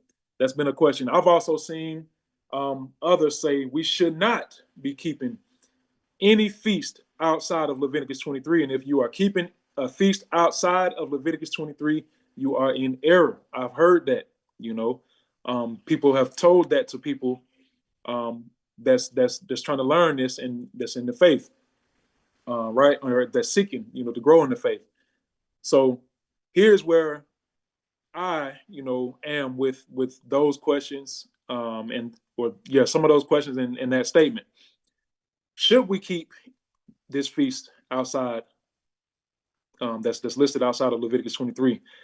I don't see anything wrong with keeping this feast. You have to look at the context of the history of what happened, there. There was a time that our people, our foremothers and forefathers, were severely persecuted, right? And they were facing death. And then the father, through his, son and daughter, Hadassah and Mordecai, he raised them up to do a special thing. And it was him and him alone. They didn't do anything in their own strength. It was by the hand of the Most High, Yah, that they were able to do any of these things. And how the father turned, that wickedness that was upon them, he turned that and made it fall upon the hand of their enemy, right? You can't do any of this. They couldn't do any of that. It was by the hand of the Father, right? So because it was by the hand of the Father, is it a bad thing to remember? Remember how I just said, you want to keep this as a memorial, and they don't want it to perish from their seed. We are the descendants, right? We and all that sojourn or cleave onto should keep this. That way we don't forget. How many of us grew up in the Christian church, and they hold strong to the KJV, but how many of us read about this or was taught about this in the Christian church when we was growing up? I know I wasn't, right? These are certain books that don't get read. Why? Because they are the ones that are teaching that we are no longer under. We don't have to read, all that old stuff. We just read everything that quote unquote Jesus taught us, and so on and so forth. That's how certain stuff gets done away with. But when all actuality, what was written, if they took the time to read this, it was written that we should keep the memorial of this, and so that it don't perish from our minds and our thoughts. Because what happens when we read these things? When we read these things, we get a better understanding on how and why the Father loves Yasharal. Not just the way that Christianity taught us. It don't matter if you Yasharal or not. No, like we see when we have taken the time and go and read the scriptures for ourselves, we see that it does matter. The Father will reserve, his seed. He does not want us to forget the things that he done, through the hand of our foremothers and forefathers. He don't want us to forget these things. So is there any breaking of Torah by keeping this memorial and coming together and reading these things each year over food and over, the word? There is absolutely nothing wrong with that. There is no transgression of Torah. So for me, anyone that's teaching that is, against the Most High to keep these memorials, such as dedication and this right here, I would suggest that you be careful about what you're saying, because you're teaching someone against learning further about this time right here. And also there was another thing I wanted to touch on, if the Most High can bring it back to my mind. If it comes back to my mind, I'll touch on it. But if not, all praise to the Most High. But so I know Sister Octavia, I wanted to answer this for you. I know you said that you might not be on, but you'll watch it later. I wanted to answer that for you. So me personally, I'm not going to condemn anybody for keeping the Feast of Dedication, in the history of what happened, and like keeping that memorial. That way we can remember what happened and how the Father showed his hand. What did he tell us coming out of Egypt? He's not directly coming out of Egypt, but on multiple occasions throughout the Tanakh. When you read the prophets, what did he say? I am Yah, that spared you in Egypt. I'm the one that showed my mighty hand in Egypt. He always reminds them so they don't forget. He don't want them to forget what happened in Egypt, because if they forget, then they'll lose the power. They'll lose, what all the things that he done. And the same thing, we're not going to forget what he done, for us in Egypt. We're not going to forget what he done during, the time of the Greeks, during the time of Maccabees. And we're not going to forget what he done during this time. It's a great thing to remember and keep the memorial of what the Father has done. This ain't nothing that we done. This is something that the Father has done. Right. So me personally, no, I'm not going to condemn you for keeping anything. Now, the way that you keep it, that we could talk about the way that you keep it, and how that looks. But for you keeping it at all, no. I think it's a great thing that we keep the memorial of these things. And we're not saying that this memorial of remembering this is the equivalent of keeping Feast of Tabernacles or keeping unleavened bread, right? No, we're not saying that. But we are saying that the same way we should remember, to keep tabernacles and unleavened bread and Pentecost, we should remember, these things that happen to our people, so that we can understand who we are, so that our children can understand who we are. And even if you think about it, the Passover, the Passover is a memorial. We truly think about it. The Passover is a memorial. He listed that in Leviticus 23, yes. But the Passover is a memorial. He wants us to remember, what happened during that time. He don't want us to forget what happened in the land of Egypt, right? The Holy Convocation didn't come until the Feast of Unleavened Bread, but he wants us to always remember on the 14th day at evening, what happened, to our people and how he delivered us the same way he did right here. So praise Yah for that. And then the last couple verses I want to read is these last few verses. It says, and he sent letters unto all the Yahudim, to the 127 provinces of the kingdom of Artaxerxes, with words of peace and truth, to confirm these days of Purim in their times, according as Mordecai the Yahudim, or the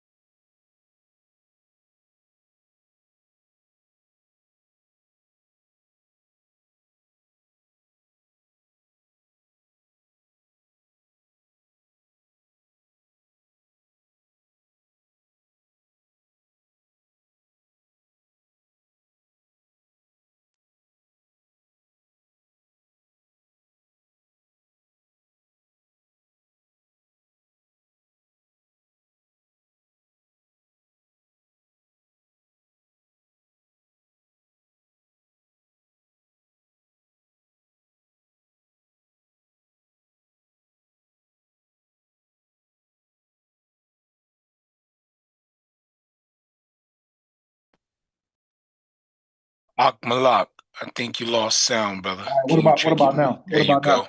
All right, brother. All right, You y'all can hear back. me now? Yep. Okay, cool. Yeah, it kind of froze up on the screen there. But nonetheless, can y'all still see the screen at least? Let me know. Yes, we can see everything. Okay. It's still loaded on my end, but it may just be my phone though. No, it's a black Give me screen. 1 second. Give me 1 second. I was over on YouTube and it cut off. So I came back over here.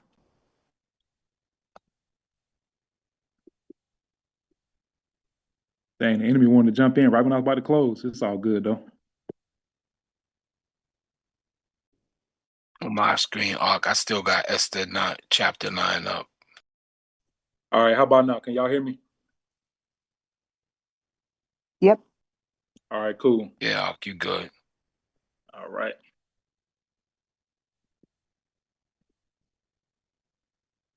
I don't know. It says that I left, but nonetheless.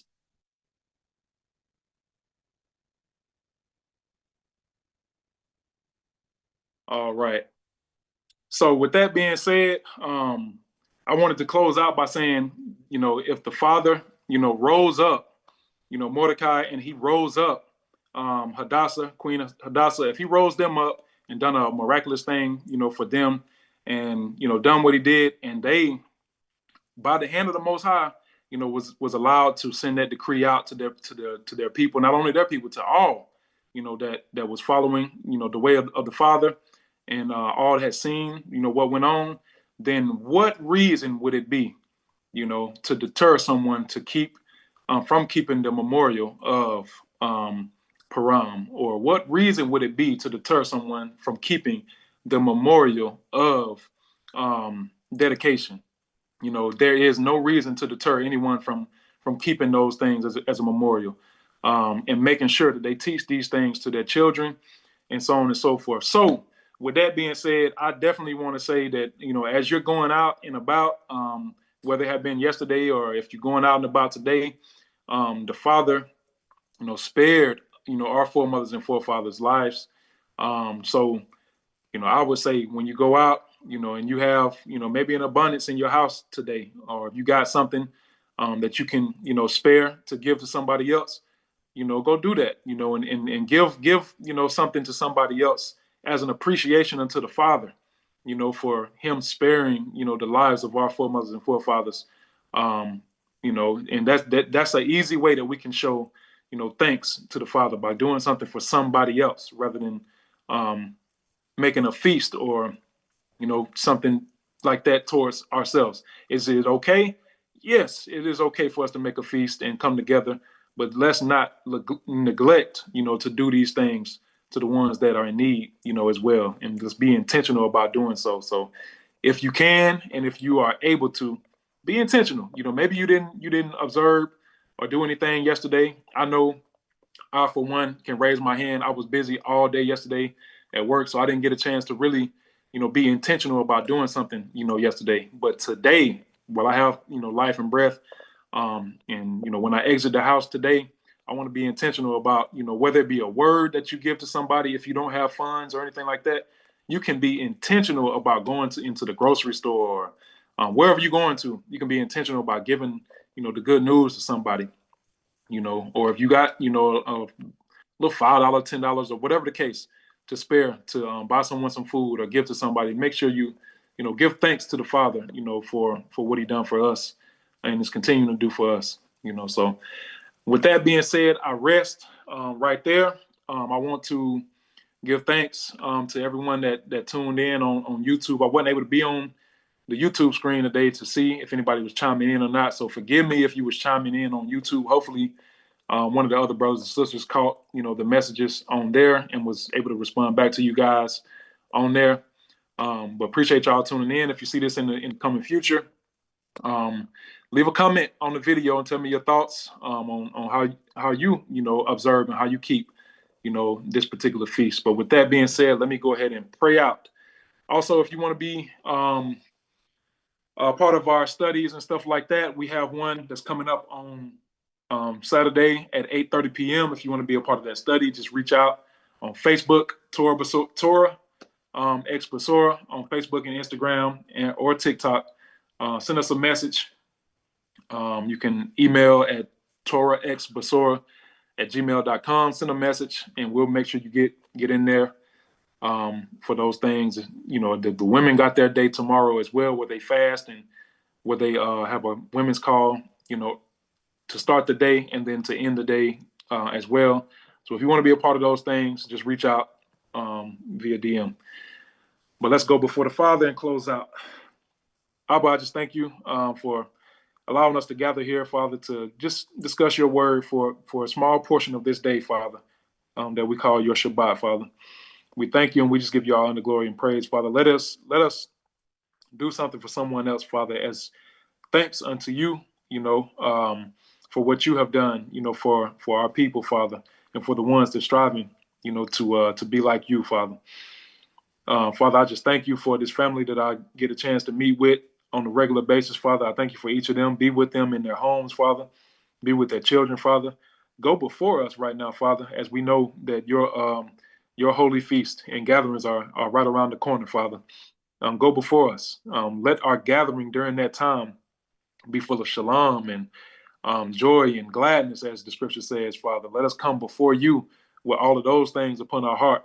And Father, let us have laughter. Let the ladies be able to enjoy laughter with each other, Father. Let wisdom come from some of the elder ladies, Father. And the same thing for the men, Father. Let us be able to laugh and enjoy each other, as we're in the midst of the feast, because laughing and joyfulness and all of those things are food, Father, for the ruach and the soul, Father.